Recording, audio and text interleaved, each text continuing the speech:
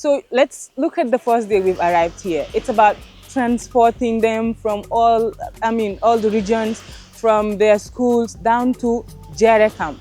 Jere Camp is very far and it's not even within the community. You have access to the sea, you have access to good environment, and with this, they would be able to really immerse themselves in the culture of the bootcamp.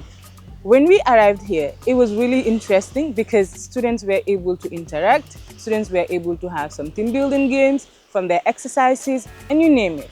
And one thing that I really enjoyed was the fact that they were exposed to different training around the thematics that they were giving. You know that we are looking at climate change and child rights issues. We brought together trainers from the Child Protection Alliance to, of course, give them an idea around what child protection is all about and how child rights issues are affecting them in their schools. And of course, we also brought in another very important stakeholder from Green Up Gambia to also discuss with them how climate change issues are affecting them and how they will be able to tackle these problems in their various schools. At the bootcamp here, we tried to randomize these schools to make sure 5 of them are working on climate change and then another 5 are working on child rights issues. Not just those thematic trainings, we also expose them to trainings such as project management. And during this project management, they really had to understand the project life cycle and also how to sustain their projects.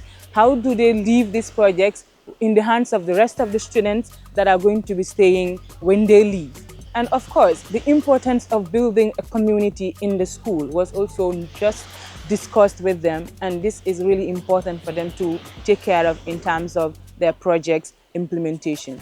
And not just that, they were also exposed to really understand what social media merits would have them in the long run in terms of their project implementation.